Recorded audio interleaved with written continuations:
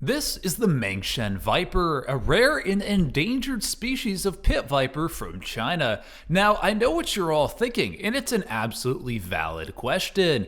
Do these snakes make great pets? Well, today we're going to go over all of the factors that pertain to that question: the cost, availability, handleability, demeanor, and thrivability of the snake in captivity. Let's go. What is up, fellow humans? Today we are going to be talking about the Mangshan viper. How good of a pet does it make? Should you get one? What does it cost? How difficult it is to keep? And several other factors. We're going to be rating this out of 10 stars, okay? So we're going to go through all the different things that make this snake either a good pet or a bad pet, and we're going to make a final decision, giving it a final rating out of 10. So let's jump into it. First thing we're going to talk about is the cost of the animal. Now, cost of this snake is very, very high in terms of species level costs. You know, when you talk about a lot of morphs of snakes, you can see some crazy, crazy costs, even though nobody's actually buying those snakes other than breeders to breed them for the most part. But when it comes down to a fundamental level, this is an expensive snake species to buy. You're not going to really be able to get one under the $2,000 range, sometimes even more. An adult, you're probably looking at closer to $5,000–6,000 for a breeding level adult. But if we're talking about getting a new baby pet snake that you want to own, you can get these for around $2,000. Now, we've gone over the initial payment amount that it costs to actually buy a snake like this at around that $2,000 mark, right? That gives it an 8 out of 10 in that cost department alone. But there's a second section to the cost that is equipment and recurring cost related things. So for a snake like this, you're going to have to get a large enclosure. This is a very large viper. We're talking about a snake that can get 6 to 7 feet long. They are a semi-arboreal snake, which means they do a lot of climbing, so you really need to offer them some climbing and perching space as well for them to feel as comfortable as possible. So you are definitely going to need at least a 4x2x2 enclosure for these animals. I have them in a vision enclosure that is a little bit larger than that size right now. Of course, this is only a subadult though. This snake is around 2.5 years old currently, so he is still going to get much larger than this. Eventually, we're probably going to put him in the largest vision enclosure they offer, which is around a 7x3x4, something along those lines. Should be really good for an adult or even a pair of these beautiful snakes, but that's an expensive large enclosure that you're going to have to buy for a snake like this. We're talking for an adult Mangshan viper, you're going to have to spend at least $500 on an enclosure, if not much more, depending on what kind of enclosure you get. Not to mention equipment, decorations, and enrichment and things like that. All in all, you're probably going to put another $1,000 into the general supplies aspect of buying this snake. So that makes it, instead of $2,000, now we're talking $3,000. Not to mention recurring costs for things like food, electricity. Now, this is a snake that does do well in cooler temperatures, so you very well may be able to keep the snake at ambient room temperature without having too many issues. But keep in mind, if you want to breed it, you do need to brumate these snakes. These are a snake that you're going to have to give temperature drops to. They live in a big mountainous area where it does get cooler throughout parts of the year, so they can definitely tolerate much cooler temperatures. So if you want to breed them, you're going to have to invest in some way of being able to safely brumate these as well, but that's a separate aspect, not the keeping aspect, that's the breeding aspect. So we're not going to include that. All in all, we're going to say this is around a $3,000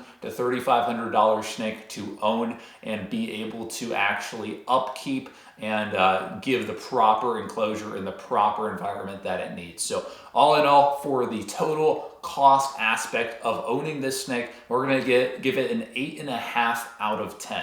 Now we've gone over the total cost for this snake, we're going to go over the availability. Now, this is an endangered species. This is not a snake that is easily attainable. There are no private keepers in the United States that have been able to successfully breed this species, and they are not allowed to be wild caught exports, okay? So you can't get a wild caught individual because they are endangered. That is something to keep in mind. So if you're looking at getting one of these in the United States, there is a very, very low chance of you being able to get them. The only way that you are able to actually obtain these snakes in the United States is to be able to import them from Europe, where there are several people that have been able to successfully breed these in captivity. Now, there have been some zoos in the United States that have bred this species, but very few and far between, and they do not offer the babies to the public. Definitely not a very attainable snake. If you know an importer, you may have a much higher chance of getting one, but all in all, very difficult snake to obtain. They're not being captive bred in the United States right now, though there are plenty of people trying.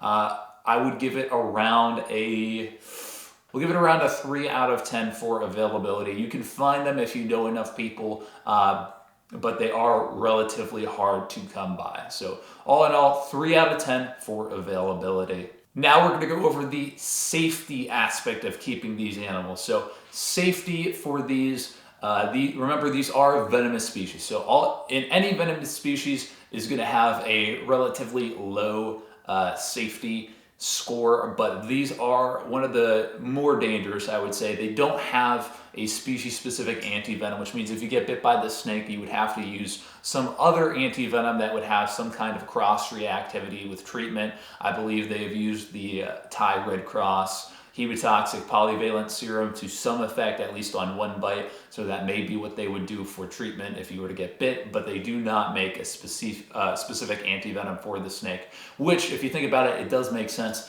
There are only an estimated 500 or so of these beautiful creatures in the wild right now. They have a very restricted range in the Mang Mountain range of China. So you do not see them a lot. Not a lot of people come across these in the wild, so they don't really have a need to actually make that anti-venom. So safety level is already going to be dropping due to having no anti-venom. So for the anti-venom aspect and treatment aspect of this snake, we're going to give it around a 4 out of 10 for the safety aspect of keeping this species, because there's no anti-venom. Their bite is pretty bad, but it can and has been survived on several occasions in the United States. So we'll give it around a 4 out of 10 for the safety aspect of treatment for keeping the species if a bite were to happen. Speaking of treatment, you should make sure to treat yourself right and get yourself some amazing Factor meals. Factor meals take the stress off my plate. I don't have to prepare or cook my own food. I can just pop them in the microwave and boom, I've got a fantastic chef quality, never frozen meal ready to go and ready to be eaten. Factor is far easier, cheaper, and better tasting than pretty much any other form of fast food or takeout food. With over 60 different options, there are plenty of different options for anyone's palate. I know Factor has saved me hours and hours of time in just the last couple of weeks alone. These meals are so good. You can even get the gourmet plus options like this beautiful salmon and shrimp here. Just head to factor75.com or click the link below and use code 50JoeyJocelyn to get 50% off plus free shipping on your first Factor box.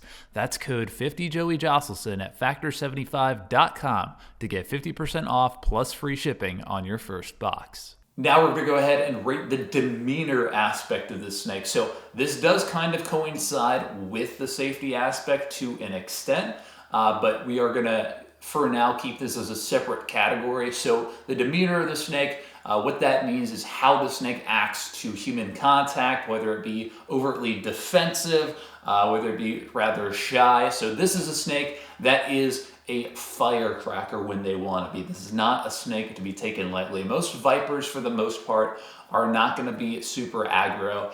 They may be super defensive, like a lot of rattlesnakes or even a cottonmouth, where they have a defensive mechanism where they generally will stay in place and hold their ground, like the cottonmouth opening their mouth or the rattlesnake coiling up and rattling. This is a snake where if you piss it off, it will come flying out of the enclosure at you. It'll come flying off the hook at you. So you definitely need to be aware of what's going on when you're handling this snake. This is not a snake that you can take lightly when it comes to handling them. I would say out of all the vipers that I currently own, this is probably the third most tested and most dangerous to handle, behind the Brazilian lancehead at number 2 and the Russell's Viper at number 1 for the Vipers that I personally own currently. So when it comes to the demeanor of the snake, I would give it a solid 4 out of 10 for demeanor. You definitely need to be on your toes. You need to be careful around this snake. It's not a snake you can take lightly, but there are certainly more dangerous snakes to work with on a fundamental level, like the Russell's Viper, taipans, boom slings, mambas, things like that. So 4 out of 10 for the demeanor level grade for this snake. So now we're going to talk about thrivability. I don't even know if that's a word, but we're going to make it one for this instance. What we mean by thrivability is the ability for you to be able to keep this animal in captivity successfully and healthily. So some snakes just don't seem to do well in captivity for the most part, while a lot of other snakes will do super great in captivity. So we're going to give it a grade based on how difficult it is to keep this snake healthy and alive in captivity. So what goes into that is the diet of the snake, the heat and humidity requirements for the snake, the lighting requirements for the snake, and the stressability of the snake. So this is a snake that does actually seem to do quite well at being out in an open room like this. He does not seem to mind being on display. He sits up on his platform all the time, just out basking and chilling, coiled up. He doesn't really seem to take offense about me moving around the room in anything like this. So for the stressability of the snake, I would say it's a very high score. They seem to do well unless provoked for the most part. Once they're out of their enclosure and you're provoking them, or if you open their enclosure, they will get defensive. When I open the door to his enclosure, he does strike out very frequently, but they don't seem to stress out too much just being on display in an enclosure, which is what we're going to base that score off of. Now for lighting and heating, and humidity. Again, this is not a super difficult snake to keep in captivity in terms of lighting, heating, and humidity. In fact, they are very good at surviving at a wide range of temperatures. A lot of people keep them at ambient temperature. I generally do keep him at ambient temperature myself, and he's done super well for me at that ambient temperature. I have offered low wattage heat bulbs in the past. I have not broodmated him yet because I don't have a mate for him, and he's not even close to the year to being mature. These guys don't mature until a much older age than most snakes. They do fine in pretty much any lighting and humidity, as long as you spray them down fairly consistently and offer a large water dish. Again, they are not very difficult to keep in that regard. So again, very high score when it comes to lighting, heating, and humidity as well. Now, diet is a little bit more tricky with these guys. Not super bad, but a lot of people will feed these guys chicks in captivity. That's what I feed them. They will readily eat frozen thawed chicks. Now, a lot of people aren't used to feeding animals chicks. They feed rodents to most of their snakes, so this is a little bit different in that regard. So not as difficult as like a snake eater, a frog eater, or a lizard eater, or anything like that. But if you have a steady supply of frozen thawed chicks, odds are you will be good and be able to keep these healthy in captivity. There are some people that feed them rodents, but generally a lot of people will feed them frozen thawed chicks. It just depends on the snake's taste. Like I offered him a rodent when I first got him, no interest whatsoever. I offered him a frozen thawed chick. He went crazy for it. So again, it just kind of depends. A little bit more tricky than some of your snakes, but not super crazy tricky. I'd probably give it a 7 out of 10 for difficulty when it comes to feeding and whatnot. We already went over the enclosure requirements for this animal. You do need a lot of stuff. You do need a larger enclosure as well. But when it comes to the final score for this snake in terms of thrivability in captivity, it is going to be a fairly high score as long as you can actually take care of the animal, spray it when necessary, give it the large enough enclosure they want. It is a relatively simple snake to keep in captivity. It's not actually that hard. I have not had any hiccups whatsoever with him besides a minor stuck shed issue, which is something that will sometimes happen with Mangshan vipers. So as long as you stay on top of things, you make sure you spray them down quite regularly, especially when they go into that shedding phase, then you should have no problems with that. So all in all, for thrivability for the Mangshan Viper, we're going to give it a 7 out of 10. All in all, the Mangshan viper is a snake that costs a lot of money to keep and buy. It does do well in captivity, but they aren't super easy to handle. They have a very aggro demeanor, and if you were to get bitten, it would be a very unpleasant day since there's no antivenom in production for this species. So, based on all of the factors that we've said before, we're going to give this snake around a 5 out of 10 for being kept in captivity. If you have the funding and the experience to keep this snake, they do make beautiful and relatively easy to care for captive animals. But if you don't have the experience to handle these safely or the money to be able to afford keeping and buying these snakes, then they do not make good pets. In fact, most venomous snakes don't make good pets.